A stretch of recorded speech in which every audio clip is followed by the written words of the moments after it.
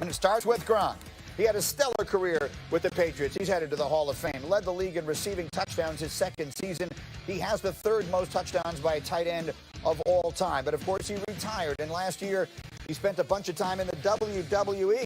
And yesterday, the Patriots traded Gronk and a seventh-round pick to Tampa for a fourth-rounder. Brady and Gronk have connected for the fifth most touchdowns by any quarterback-receiver combination in NFL history. Here's what Gronk said yesterday in a text to Fox Sports. Quote, "I'm back. I always said when I have that feeling and it feels right, I'll be ready to take the field again. And I have that feeling. I'm ready." Gronk's agent is Drew Rosenhaus. He was on SportsCenter yesterday explaining how it all came together. I think Rob was really interested in coming back about a month ago. Shortly after Tom Brady went to Tampa, Rob and I had a conversation that this is a situation that would be appealing to him. Obviously, this was a deal that New England had to feel good about. Tampa had to feel good about. This wasn't just about Rob. All the parties involved had to be in agreement. He loves New England. He loves the Patriots organization, Coach Belichick, the Krafts, his teammates that are still there. He had an amazing run in New England. It was just time for him to continue his career with Tom Brady in Florida, with Tampa. It was something cool and exciting and challenging for him. He's well rested and looking forward to playing with Tom again. All right, so what does it mean? Well, Las Vegas thinks it means a lot. Tampa Bay was 50-1 to win the Super Bowl months ago. Then Brady shows up March 17th. It goes to 22-1 now. Yesterday, it drops to 14-1. They have the fifth shortest odds of any team in the NFL. And we have tons of perspective. This morning, Rex and Dan are back, and they're joined by the one and only Adam Schefter. Shefty, like most people, I found out about this from your Twitter feed yesterday. So let's talk about it. How did this happen? How are Gronk and Tom now reunited in Tampa? I think that Rob Gronkowski, Greeny, wanted to take the year off, recharge physically, mentally. And the fact of the matter is, when Tom Brady went to Tampa, there were whispers all around the league about veterans wanting to join him there. And I think that was directed largely at Rob Gronkowski, who wanted to go there, who, as Drew Rosenhaus said, began thinking about this about a month ago. But really, they were thinking about this long before that. And the truth of the matter is that Rob Gronkowski was under contract to the Patriots on the reserve retire list. And the moment he tells them he wants to come back, he counts for $10 million against their cap. They're only about $1 million under the cap. They don't have that kind of room. They can't accommodate him. So Gronkowski had the Patriots in a tough spot. Now, keep in mind, 2 years ago, the Patriots agreed to trade him to Detroit. And Gronkowski didn't want to go there either because he only wanted to play with Tom Brady. And so when Tom Brady goes to Tampa and he only wants to play with Tom Brady, well, there you go. There's the reunion once again in Tampa with the New England Buccaneers, the Tampa Bay Patriots, whatever you want to call them. They're back together again, trying to become the first team ever to play a Super Bowl in their home city. Well, look, Brady is copywriting all these things. Maybe you should try those and see how that turns out for you, Shefty. Orlovsky, I want to ask you this. Because if you heard Dominique Foxworth a few minutes ago here, he seems uncertain as to just how much Gronk has left. When last seen, Gronk certainly didn't run the way he had before. Just how much do you believe Gronk will be able to help this team? Ton. He's got plenty left, and I look at it a little bit differently than Dom in two regards. Remember, in New England, Gronk had to be the #1 tight end for everything. The #1 tight end in their blocking game, when he was used in pass protection, and then obviously in their pass game. I actually expect Gronk to be a little bit more of a flex tight end in Tampa Bay. Cameron Brate will be part of their run game big time, especially at the point of attack. They'll use him in some pass protection. And don't be surprised if we see Gronk in the slot a little bit more, flexed out as a potential wide receiver in that 2 tight end set. So they're not going to put the burden on him of every single play having to be the focal point of where the ball's going to go to. And the second thing is this. I remember playing down in Tampa Bay, and I was with Rondé Barber, who's near the end of his career. And I was getting older in mine. And I said, Rondé, how have you been able to play so well for so long? He said, the #1 thing was I lost weight. My body was conditioned to take all the hits that were necessary, but me losing that weight allowed me to play faster and my injuries to recover faster throughout the week. And I think that we're going to see that with Gronk. I think Gronk losing the weight is actually going to be a good thing for him. He's going to feel fresher and feel healthier. Listen, he's going to have a big-time impact on this offense. Think about it as a defense right now, Greeny. Okay, I got Gronk in the middle of the field. Well, if I put guy one-on-one, notoriously he wins. Well, if I put two guys on him, then Mike Evans is one-on-one. Or Chris Godwin is one-on-one. You don't match up well. And the last thing is this. Now, Tom Brady has somebody with him that is going to bring that urgency to Tampa, that is going to bring that focus at practice, the ability to bring everybody and galvanize them and say, this is how we do it. This is how winners do it. And so I think he's going to have a tremendous impact on the field and off. All right, so Rex, you're the guy who would be designing a defense to deal with that. Just how much of a handful is that Tampa Bay offense looking like it's going to be?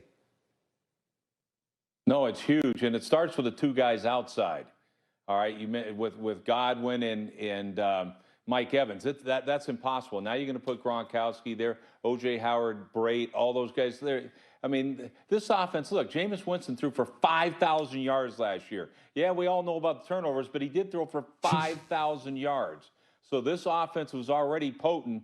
Now you bring in Gronkowski, and I want to focus on one area.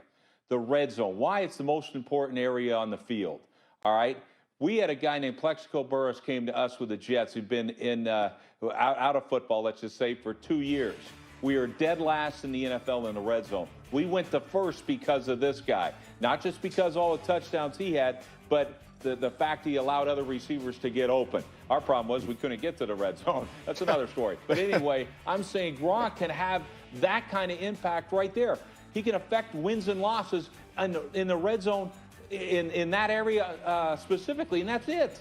And if you take him on, if you just say, don't think for a second he's an every down player, he's not. Right. I said that he had a piano on his back, and that's exactly how he played at the end of his time in New England. Dan mentions that he lost weight. Yes, that's going to help. Playing on grass, on the practice, all those things make sense. But he's not going to be an every down player. But the great thing is he doesn't have to be. Yeah. But he's going to still impact the game, in a huge fashion. Tom Brady and Gronkowski together again in Tampa after Gronk had retired and spent last season doing a variety of other things, not playing football. So I will bring Rex and Dan back in quickly here. And it does not happen often that Hall of Fame duos transfer from one team to another. Only 2 Hall of Fame duos have connected for a touchdown with multiple franchises. The most recent was Ken Stabler and Dave Casper. So we're going back, Rex. I mean, those are guys you'll remember. Obviously, we're going back 40 years. So we understand, we talked at the beginning of the show, for those of you just joining us, about how good we expect this duo to make Tampa. Let's talk about what is behind. I mean, Rex, the reality of it is Tom Brady decided he wanted to keep playing, but not in New England. Rob Gronkowski decided he wanted to come back and play, but not in New England. What does that say? Well, I think, look, there's a lot of factors here. Obviously, it all starts with Tom Brady leaving and the fact that New England allowed Tom Brady to leave. I mean, that's shocking to me. I thought he would have retired a Patriot and would have gone out when he wanted. Well, he did go out when he wanted. It's just the fact that he said, you know what, I'm going to show. This is how competitive Tom Brady is. I'm going to go to an organization that hasn't been to a playoffs more than any other team. It's been that big a drought. And I'm going to take them to the playoffs. And you know what? I'm going to try to take them to the Super Bowl. That's him. Gronkowski, I think this is an opportunity for him. He knows, man, the cold weather's not for him right now. His body's about shot. But when you feel so much better in the warmth, and I think, look, Tampa, you're on a grass playing field. It's going to help. He doesn't have to be an every down guy, so it makes sense. But for everybody's going to lobby. Oh, it doesn't mean anything about New England and all that. Why? Because they got all the Super Bowls. If that would have been some other franchise, people would have criticized it. I think, though, there is some underlining thing. Look, Bill Belichick's all about winning. We all get it. The greatest of all time. He thinks that the best opportunity is for him to move away from these 2 players. You can say he doesn't, but that's a fact. If not, those 2 players still would have been there. So that's what he's saying to these guys. These guys are going to be heading to Tampa Bay with something to prove. And I think that's a dangerous combination right there. And we're going to see, how it's going to work in New England, without Tom Brady. So there's another phenomenal competitor in Bill Belichick, and he's going to show you how great he is. So I think, it's an interesting scenario, and we'll see how it shakes out. Yeah, to say the least. So Orlovsky, let me come back to you on this here because, it's interesting timing. We're all watching these films about Michael Jordan. And one of the things that's coming through, I think, from them is that playing with Michael Jordan might not have always been easy because he is so demanding. And at the end of the day, maybe that's what winning takes. He won 6 championships, and it wasn't always fun. Belichick has won 6 championships, and it hasn't always been fun. What do you think that means? Very quickly, and then I have the commissioner ready to go.